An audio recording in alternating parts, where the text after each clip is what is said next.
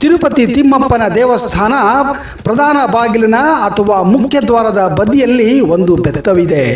ಈ ಬೆತ್ತವನ್ನು ಶಿಕ್ಷಕ ಅನಂತವಲ್ ಅವರು ವೆಂಕಟೇಶ್ವರ ಸ್ವಾಮಿ ಬಾಲಕನಾಗಿದ್ದಾಗ ಶಿಕ್ಷಣದ ಸಮಯದಲ್ಲಿ ಹೊಡೆಯಲು ಉಪಯೋಗಿಸುತ್ತಿದ್ದು ಎಂದು ನಂಬಲಾಗಿದೆ.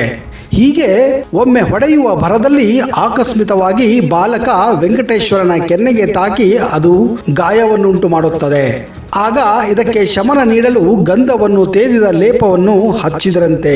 ಇದೇ ಕಾರಣಕ್ಕೆ ಇಂದಿಗೂ ಬಾಲಾಜಿ ಮೂರ್ತಿಯ ಕೆನ್ನೆಗೆ ಗಂಧದ ಲೇಪವನ್ನು ಹಚ್ಚುವುದು ಒಂದು ಸಂಪ್ರದಾಯವಾಗಿದೆ.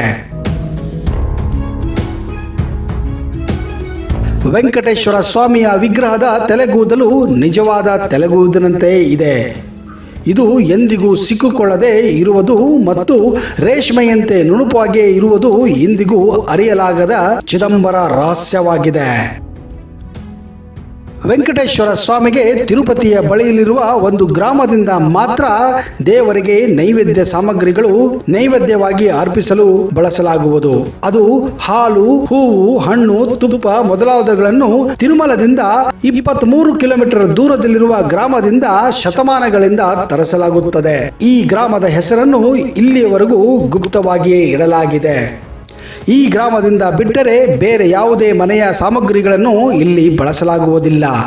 ಸ್ವಾರಸ್ಯವೇನೆಂದರೆ ಈ ಗ್ರಾಮಕ್ಕೆ ಆ ಗ್ರಾಮದ ನಿವಾಸಿಗಳನ್ನು ಬಿಟ್ಟು ಬೇರೆ ಯಾರಿಗೂ ಪ್ರವೇಶವೇ ಇಲ್ಲ. ಈ ಗ್ರಾಮಸ್ಥರೆಲ್ಲ ಇಂದಿಗೂ ಆ ಕಾಲದ ಕಟ್ಟುಪಾಡುಗಳನ್ನು ಕಟ್ಟುನಿಟ್ಟಾಗಿ ಆಚರಿಸಿಕೊಂಡು ಬರುತ್ತಿದ್ದಾರೆ. ಇನ್ನೊಂದು ವಿಶೇಷವೇನೆಂದರೆ ಈ ಗ್ರಾಮಸ್ಥರು ಸೊಂಟದಿಂದ ಮೇಲೆ ವಸ್ತ್ರಗಳನ್ನು ತೊಡುವುದಿಲ್ಲ. ಸಾಮಾನ್ಯವಾಗಿ ದೇವರ ವಿಗ್ರಹ ಗರ್ಭಗುಡಿಯ ಕೇಂದ್ರ ಭಾಗದಲ್ಲಿರುತ್ತದೆ. ಆದರೆ ತಿರುಪತಿ ತಿಮ್ಮಪ್ಪನ ದೇವಸ್ಥಾನದಲ್ಲಿ ಸ್ವಾಮಿ ವೆಂಕಟೇಶ್ವರನ ಮೂರ್ತಿಯು ಗರ್ಭಗುಡಿಯ ಬಲಮೂಲೆಯಲ್ಲಿದೆ.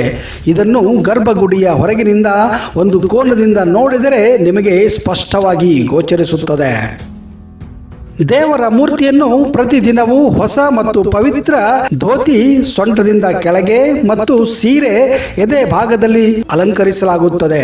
ಮರುದಿನ ಹೊಸ ಬಟ್ಟೆಯನ್ನು ತೊಡಿಸುವಾಗ ನಿವಾರಿಸಿದ ನಿನ್ನೆಯ ಉಡುಪನ್ನು ಪವಿತ್ರ ಎಂದು ಭಾವಿಸಲಾಗುತ್ತದೆ ಹಾಗೂ ಇವುಗಳನ್ನು ವಿಶೇಷ ಪೂಜೆ ಸಲ್ಲಿಸುವ ನೂತನ ದಂಪತಿಗಳಿಗೆ ಅರ್ಪಿಸಲಾಗುತ್ತದೆ. ಇದರಿಂದ ದಾಂಪತ್ಯ ಜೀವನ ಸಾವಿನವರೆಗೂ ಸುಖವಾಗಲೆಂದು ಭಕ್ತರು ನಂಬಿದ್ದಾರೆ. ದೇವಸ್ಥಾನದ ಗರ್ಭಗುಡಿಯಲ್ಲಿ ದೇವರ ಪೂಜೆಗಾಗಿ ಬಳಸಲ್ಪಡುವ ಹೂಗಳನ್ನು ಅಲ್ಲಿಂದ ಹೊರತರುವ ಮಾತೇ ಇಲ್ಲ. ಏಕೆಂದರೆ ಗರ್ಭಗುಡಿಯ ಹಿಂಭಾಗದಲ್ಲಿ ಚಿಕ್ಕ ಜಲಪಾತ ಹೊಂದಿದ್ದು ಗರ್ಭಗುಡಿಯಿಂದ ನೀರು ನೇರವಾಗಿ ಕೆಳಕ್ಕೆ ಧಾವಿಸುತ್ತದೆ. ಈ ನೀರಿನ ಮೂಲಕವೇ ಎಲ್ಲ ಹೂಗಳನ್ನು ವಿಸರ್ಜಿಸಲಾಗುತ್ತದೆ.